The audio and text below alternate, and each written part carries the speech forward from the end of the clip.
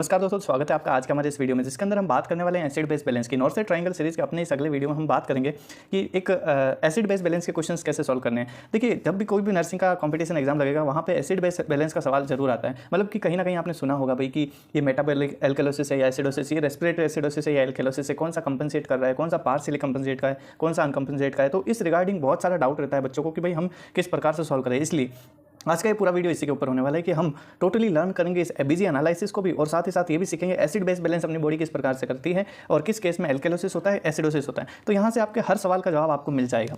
देखिए, वैसे बहुत सारे लोग बहुत सारी ट्रिक्स का यूज़ करते हैं, लेकिन हम इसमें ज़्यादा कुछ नहीं फंसेंगे। हम बस कंसेप्ट के साथ खेलेंगे और बिल्कुल ईजी कंसेप्ट है, बिल्कुल ईजी कंसेप्ट है। और अपनी बस एक छोटे से कंसेप्ट से छोटी सी ट्रिक्स हम सीख जाएंगे भाई कि ये एसिड बेस बैलेंस कैसे होता है। फिर आपके लाइफ में कोई सवाल गलत नहीं होगा, ये अपनी गारंटी है। चलिए, हम बाद में क्वेश्चन भी सॉल्व करेंगे। वैसे मैं ब्रीफली आपको बता दूं अपनी इस पीडीएफ के अंदर कौन कौन से कंटेंट को मैंने ऐड किया है। तो देखिए, यहाँ पे पहले आपको सारा ये कुछ मिल जाएगा। देन इसके अंदर आप देखोगे भाई कुछ क्वेश्चन है वो भी मैंने सॉल्व करवाए, और देन हम एलन टेस्ट की भी थोड़ी बहुत बात करेंगे, और देन जो दो चार क्वेश्चन है वो हम सॉल्व करके देखेंगे कि भाई जो हमने पढ़ा है वो इंप्लीमेंट हो रहा है या नहीं हो रहा है।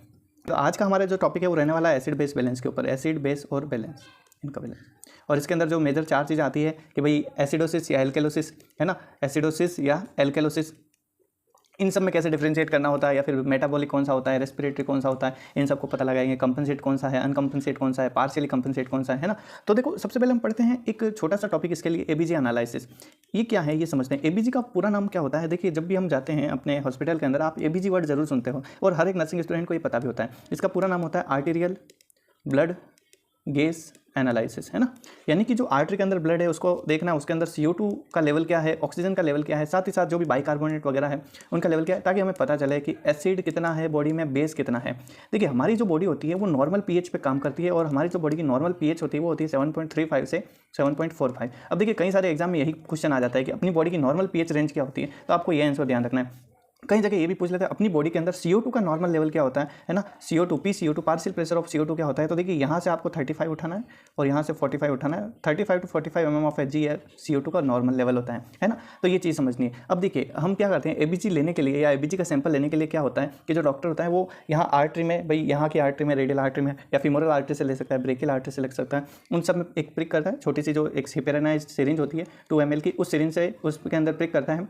और उससे पहले वो एक मॉडिफाइड एलन टेस्ट करता है। एलन टेस्ट इसलिए चेक करता है, वो देखता है कि हाथ के अंदर ब्लड सप्लाई बिल्कुल अच्छी तरीके से है या नहीं है, कि भाई मैं एबीजी लूँ या नहीं लूँ। साथ ही साथ ये भी चेक करता है कि मुझे एबीजी लेना है। ठीक है, इन दोनों चीज़ों के लिए तो ये जो मॉडिफाइड एलन टेस्ट है, इसको मैं इस एल्केलोसिस एसिडोसिस बनाने के एंड में आपको पूरा समझाऊंगा कि इस टेस्ट में क्या होता है, क्योंकि इस पे सवाल खूब सारे आते हैं। ठीक है, और बस आपको भी ध्यान ये रखना है कि एबीजी जैसा कुछ होता है जिसमें 2 ml सिरिंज, हिपेरिन लगी हुई सिरिंज, जिसके अंदर हिपेरिन होता है। हिपेरिन इसलिए होता है ताकि ब्लड है वो, जो भी हम आर्टरी का ब्लड है वो क्लॉट नहीं हो, और एबीजी का सैंपल हटवा जाता है, फिर उसका रिजल्ट आता है। ठीक है, बाकी आगे देखिए, रेडियल आर्टरी अगर हम यूज़ ले तो 45 डिग्री के एंगल से हम निडल को प्रिक करते हैं। फीमोरल आर्टरी अगर पैर से सैंपल ले रहे हैं तो फिर 90 डिग्री के एंगल से हम प्रिक करते हैं आर्टरी के अंदर, और अगर ब्रेकियल आर्टरी हम यूज़ करते हैं तो 60 to 90 डिग्री का जो एंगल होता है वो हम यूज़ करते हैं।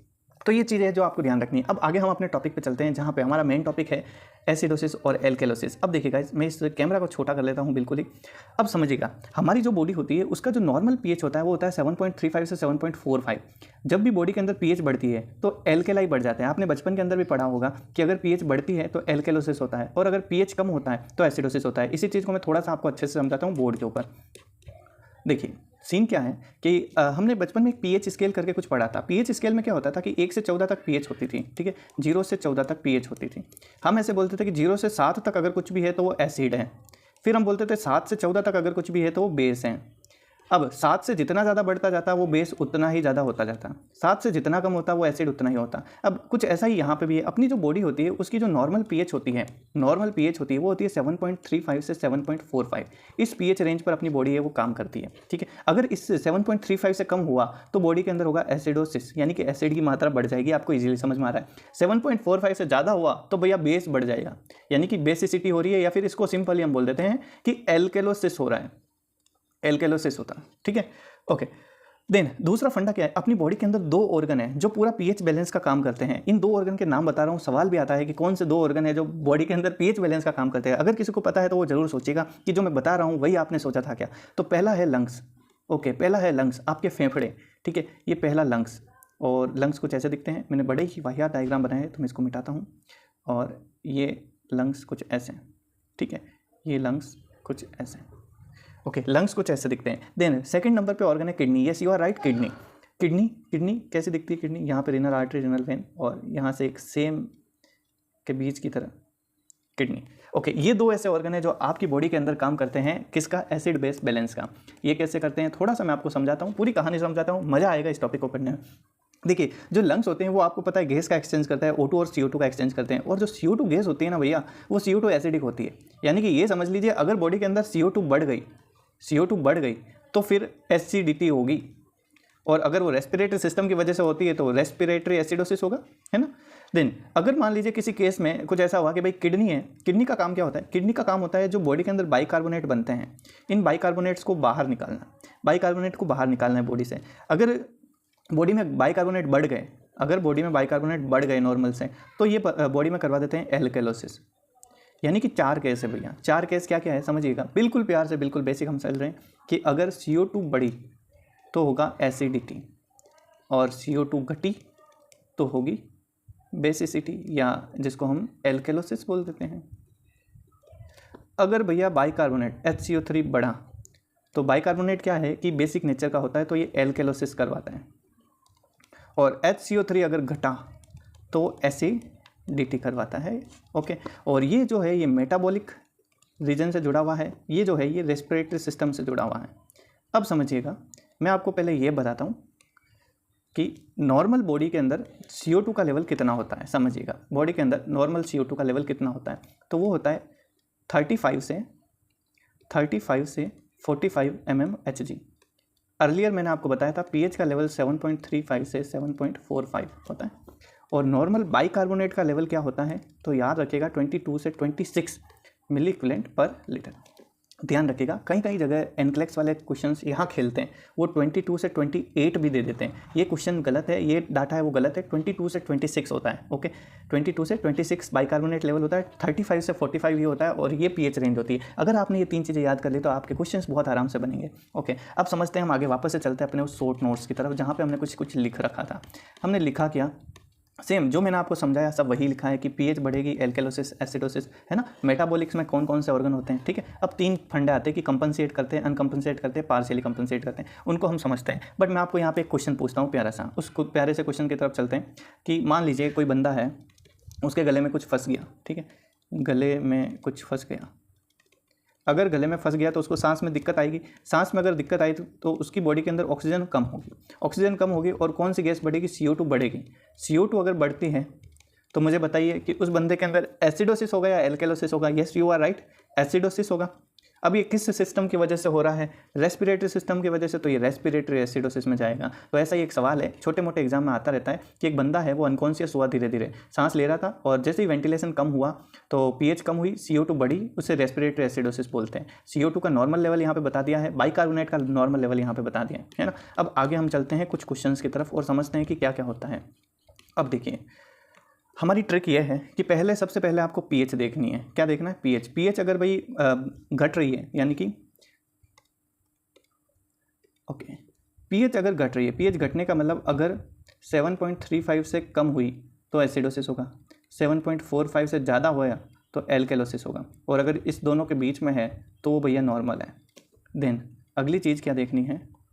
PCO2 अगर नॉर्मल है तो कोई दिक्कत नहीं, बढ़ा या घटा तो कुछ ना कुछ दिक्कत आएगी, आगे पढ़ेंगे। बाइकार्बोनेट नॉर्मल है तो कोई दिक्कत नहीं, बढ़ा या घटा तो कुछ दिक्कत आएगी, और इससे मेटाबॉलिक या रेस्पिरेटरी का पता लग जाएगा, ठीक है। अब देखिए, 3 फंडे होते हैं। एक तो होता है कंपनसेट। कभी भी आपको अगर pH नॉर्मल दिख जाए, जैसे CO2 बढ़ा हुआ है, घटा हुआ है, कोई मतलब नहीं, HCO3 बढ़ा हुआ है, घटा हुआ है, कोई मतलब नहीं, नॉर्मल दिख जाए तो कंपनसेट है। अब यहाँ पे मैं आपको एक फंडा समझाता हूँ, एक कहानी सुनाता हूँ। अगर आपने उस कहानी को समझ लिया तो फिर आप इसके सारे सवाल कर लोगे, ठीक है। अब बिल्कुल आप पेन को रख दीजिए, समझिए क्या फंडा है। मान लीजिए आप 2 दोस्त हैं, उसमें से एक लंग्स है और एक किडनी है। अगर दोस्ती क्या होती है कि भाई एक दूसरे की मदद करना। अगर मान लीजिए कहीं ना कहीं, मान लीजिए किडनी को कुछ दिक्कत आई तो लंग्स की जिम्मेदारी बनती है कि वो कुछ करें, है ना। लंग्स क्या कर सकता है भाई? CO2 बढ़ाया घटा सकता है, और किडनी के अंदर दिक्कत आने का मतलब क्या है? या तो बाइकार्बोनेट बहुत ज़्यादा बढ़ गया है, बहुत ज़्यादा घट गया है, तो लंग्स क्या करेगा कि या तो बढ़ाएगा या घटाएगा अपने CO2 को, कि भाई मैनेज करेगा। तो अगर लंग्स ने साथ दिया और साथ देकर के वो pH नॉर्मल ले आया, पीएच को बिल्कुल कि भाई अपना सब फंडा क्लियर कर दिया है, मैंने सब सिचुएशन को संभाल लिया है, पीएच एकदम नॉर्मल चल रही है, भले ही बाइकार्बोनेट बढ़ा घटा कोई दिक्कत नहीं, लंग्स था, मैं लंग्स ने सारा काम कर दिया और सब कुछ नॉर्मल कर दिया, पीएच नॉर्मल चल रही, मतलब कि लंग्स ने कंपेंसेट कर दिया, और उस चीज़ को हम बोलेंगे कि वो चीज़ है वो कंपेंसेट हो गई है। ठीक है, भले ही वो मेटाबॉलिक एल्कलोसिस था, एसिडोसिस था, जो भी था वो कंपेंसेट हो गया। ठीक है, आगे क्वेश्चन करेंगे तब और समझ में आएगा। मान लीजिए दूसरा केस है कि भाई आपका दोस्त है, मान लीजिए किडनी, और किडनी मुसीबत में है और आप क्या उम्मीद करते हो कि लंग्स कुछ करें, लेकिन अगर लंग्स ने कुछ किया ही नहीं है, उसकी सारी वैल्यू नॉर्मल पड़ी है ना, किडनी में कुछ गड़बड़ चल रही है लेकिन लंग्स की सारी वैल्यू नॉर्मल चल रही है, इसका मतलब लोचा है, नॉर्मल चल रही है। क्यों भाई नॉर्मल क्यों चल रही है? लंग्स दोस्त है ना, उसको कुछ करना चाहिए, यानी कि अगर उसने कुछ भी नहीं किया तो वो है अनकम्पनसेट। अगर लंग्स की सारी वैल्यू नॉर्मल पड़ी है मतलब वो अनकम्पनसेट। तीसरा फंडा क्या है, तीसरा केस क्या है, मान लीजिए ठीक है किडनी है, खतरे में है, किडनी के अंदर कुछ बढ़ा घटा दिक्कत आई, तो लंग्स ने काम तो किया, लंग्स ने अपने CO2 लेवल को बढ़ाया घटाया, लेकिन भैया वो पीएच को नॉर्मल ला ही नहीं पाया, पीएच नॉर्मल नहीं लाया, तो हम बोलेंगे लंग्स भैया आपने काम तो किया, अपने दोस्ती निभाने का तो काम किया, आपने कंपनसेट तो किया, लेकिन आप इसे पूरा नहीं कर पाए, आपने इसे पार्शियली कंपनसेट किया। ठीक है, तो तीनों फंडा आप समझ गए, एक होता है पार्शियली कंपनसेट, ठीक है, और एक होता है अनकंपनसेट जिसके अंदर दूसरा वाला ऑर्गन कुछ करता ही नहीं है, और एक होता है टोटली कंपनसेट मतलब जिसके अंदर पीएच को नॉर्मल लेकर के आ गया। अब करते हैं इसके कुछ क्वेश्चन जिससे आपको बहुत कुछ समझ में आएगा, जितना भी मैंने पढ़ाया सब समझ में आएगा। ठीक है, जैसे भैया आप एक सवाल देखिए, यहाँ पे सवाल यहाँ पे ये है कि पीएच दे रखी है 7.35 मेरे हिसाब से एक नॉर्मल वैल्यू है, PaCO2 का लेवल दे रखा है 72 mmHg, कोई बात नहीं, बढ़ा हुआ है, बहुत बढ़ा हुआ है। ठीक है, बाइकार्बोनेट का लेवल जो है वो है 38, ये भी बढ़ा हुआ है। ठीक है, ये भी बढ़ा हुआ है, तो इसमें ऐसा कुछ हुआ होगा। ठीक है, ऐसा कुछ हुआ होगा कि जो लंग्स है उसके अंदर CO2 अचानक से बढ़ गई, तो रेस्पिरेटरी एसिडोसिस हुआ था, और रेस्पिरेटरी एसिडोसिस से बचाने के लिए किडनी ने क्या किया, किडनी ने अपने बाइकार्बोनेट को बढ़ाया। ठीक है, किडनी ने अपने बाइकार्बोनेट को बढ़ाया, जैसे ही बढ़ाया तो पीएच नॉर्मल आ गई, मतलब इसने पूरा कंपनसेट कर दिया, तो ये जो चीज़ है वो हो जाएगी रेस्पिरेटरी एसिडोसिस और कंपनसेट। ओके, अगला एक सवाल करते हैं, यहाँ पे आप एक चीज़ ध्यान रखिएगा। ठीक है, मैं अगले कुछ क्वेश्चंस पे ले जाता हूँ, 4 क्वेश्चन करेंगे फिर एलन टेस्ट पढ़ेंगे, 4 क्वेश्चन में आप बहुत प्यार से करना। ठीक है, अब यहाँ पे एक सीन ऐसा होता है, आपको रेस्पिरेटरी और या फिर ये ऐसा देखना है ना, तो ये ध्यान रखिए पीएच और PaCO2 अगर दोनों बढ़ रहे हैं या पीएच या PaCO2 दोनों घट रहे हैं, अगर ये दोनों एक ही डायरेक्शन में जा रहे हैं, इसका मतलब वो जो भी चीज़ है वो रेस्पिरेटरी है। ये ट्रिक होती है जो हर कोई बताता है। ठीक है, लेकिन अगर भैया इसका उल्टा चल रहा है, पीएच बढ़ रही है और PaCO2 घट रहा है, ठीक है, पीएच घट रही है और PaCO2 बढ़ रहा है, अगर ऐसा कुछ केस चल रहा है, उल्टा केस चल रहा है, तो वो चीज़ मेटाबॉलिक होती है। ये एक सिंपल सी ट्रिक है जिससे लोग करते हैं, इससे आप भी कर सकते हो, कोई दिक्कत नहीं है, बट आप कंसेप्ट से खेलो। जैसे हम अब अभी ये सवाल देखते हैं, ठीक है, पीएच 7.61 है, इसका मतलब क्या है, पीएच बढ़ी हुई है। ठीक है, ये बढ़ी हुई है ना, इंक्रीज है, यानी कि इंक्रीज है, ऑब्वियस एल्कलोसिस है। PaCO2 देखो 22 कम हुआ है, ठीक है, और HCO3 को देखो 25, ये नॉर्मल पड़ा है, कम हुआ मतलब कि रेस्पिरेटरी एल्कलोसिस हुआ। एल्कलोसिस तो हुआ, लेकिन अब किडनी की जिम्मेदारी बनती है कि वो HCO3 को घटाए बढ़ाए कुछ करें, यानी कि 22 से 26 से कुछ तो फ्लक्चुएशन आए। भाई आप खुद सोचिए, एल्कलोसिस हुआ है तो इसका जिम्मेदारी ये है कि इसको 22 से कम करना चाहिए था, लेकिन अभी भी ये तो नॉर्मल वैल्यू पे पड़ा है, नॉर्मल है, इसने कुछ किया है क्या, किडनी ने दोस्ती निभाई है क्या, नहीं निभाई, मतलब ये अनकम्पनसेट है। कितना ईजी है। अगले पे चलते हैं, एक और देखिए, पीएच है 7.57, यानी कि भैया सीधा सीधा दिख रहा है ये एल्कलोसिस है ना। फिर PaCO2 37 है, 37 है मतलब नॉर्मल है। ठीक है, अगला देखिए HCO3 ये बढ़ा हुआ है इन द सेंस यहाँ पे कहीं ना कहीं मेटाबॉलिक कोज था, क्योंकि रेस्पिरेटरी सिस्टम तो बिल्कुल ठीक है। अब रेस्पिरेटरी सिस्टम की जिम्मेदारी ये बनती थी कि कुछ ना कुछ इसका बढ़ाए या घटाए, लेकिन ये तो नॉर्मल पड़ा है, इसने अपनी दोस्ती नहीं निभाई, इस बार लंग्स ने दोस्ती नहीं निभाई, यानी कि ये अनकम्पनसेट है ना, अनकम्पनसेट है और मेटाबॉलिक है। अब चलो यहाँ पे मैंने जो ट्रिक बताई थी कि भाई मेटाबॉलिक और रेस्पिरेटरी कैसे देखना है, तो ये देखिए बढ़ा हुआ है, ठीक है, ये बढ़ा हुआ है, ये नॉर्मल है। ठीक है, तो मैंने बोला था अगर ये एक ही डायरेक्शन में आपके अगर ये उल्टी डायरेक्शन में आपके जा रहे हो, है ना। अब देखिए ये जो 37 है ये 40 से तो कम है ना, मतलब 35, 40, 45, तो थोड़ा सा कम की तरफ ही जा रहा है, यानी कि ये दोनों उल्टी दिशा में चल रहे हैं, तो ऑब्वियस ये जो चीज़ है वो मेटाबॉलिक है ना, ऑब्वियस ये जो चीज़ है वो मेटाबॉलिक है। अगला देखते हैं, अगले में पीएच जो है वो कम हुई है, PaCO2 है वो बहुत ज़्यादा बढ़ गई है, दोनों अपोजिट डायरेक्शन में जा रहे हैं, ऑब्वियस रेस्पिरेटरी है और एसिडोसिस है, एसिडोसिस है ना। और ऐसे भी आप पता लगा सकते हो कि रेस्पिरेटरी सिस्टम की दिक्कत से एसिडोसिस हो गया है, और हमारी भाई किडनी की जिम्मेदारी बनती थी कि रेस्पिरेटरी सिस्टम में दिक्कत आएगी तो ये अपनी लेवल में 22 to 26 में से कुछ तो बदलाव करेगी। एसिडोसिस हुआ है तो ऑब्वियस इसे 26 से बढ़ाना चाहिए था, लेकिन इसने कुछ भी नहीं किया तो ये अनकम्पनसेट हो गया, है ना।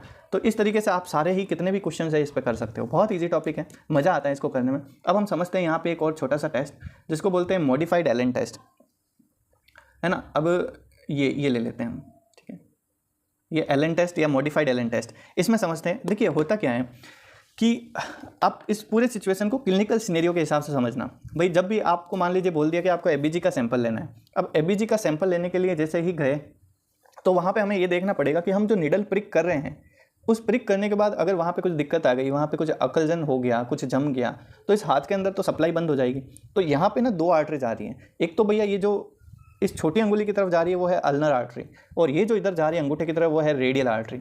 तो हमें ये चेक करना है कि अल्नर आर्टरी जो है वो पेटेंट है या नहीं है, या ये काम कर रही है या नहीं कर रही। इसको काम कर रही है, इसको चेक करने के लिए हम क्या करेंगे कि दोनों हाथों से इन दोनों आर्टरी को दबाते हैं, है ना। मेरे दोनों हाथ काम में आ रहे हैं इसलिए मैं दबा नहीं पा रहा, ठीक है। तो एक हाथ पे तो एक्सपेरिमेंट ही कर रहा हूँ। तो इसको जैसे ही दबाते हैं, जैसे आपको इस डायग्राम में दिख रहा है, तो दबाने के बाद में हम रेडियल आर्टरी को दबाए रखते हैं, इसको छोड़ देते हैं और जो मुट्ठी होती है उसको ऐसे बंद करवा देते हैं पेशेंट के, है ना। फिस्ट को क्लेंच कर लेते हैं।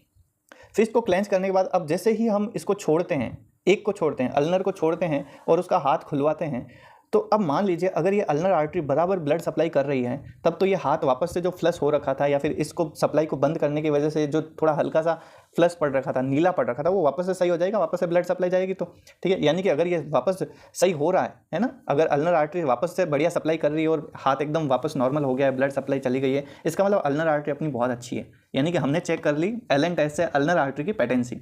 इसके बाद में हम क्या करेंगे, अब सवाल दूसरा ये पूछता है फिर आप एबीजी किससे लोगे, एबीजी रेडियल से लेंगे, क्योंकि अल्नर आर्टरी तो हमने इसके लिए छोड़ रखी है ना ताकि अच्छे से अप्लाई करें, तो फिर रेडियल आर्टरी से हम एबीजी लेते हैं। इसलिए एलन टेस्ट में यही सवाल आता है, पहला एलन टेस्ट किसके लिए करते हैं, एबीजी एनालिसिस के लिए, है ना। आप अच्छे से इस पीडीएफ में देख सकते हो, ठीक है, सारा मैंने आपको चीज़ बताई है। तो अल्नर आर्टरी की पेटेंसी चेक करते हैं, रेडियल आर्टरी से सैंपल लेते हैं, ये 3 चीज़ें ध्यान रख लेना, आपको मज़ा आ जाएगा। और यही है हमारा सारा एबीजी एनालिसिस और एसिड बेस बैलेंस। इस वजह से अगर आपको समझ में आ जाता है तो बाकी जो नॉर्थ से ट्रायंगल की सीरीज़ के वीडियो है उन पर भी गौर फरमाइए, देखिए, और वीडियो अच्छा लगे तो लाइक कीजिए, कमेंट, सब्सक्राइब, जो भी चीज़ें हैं आप करिए और बने रहिए बस।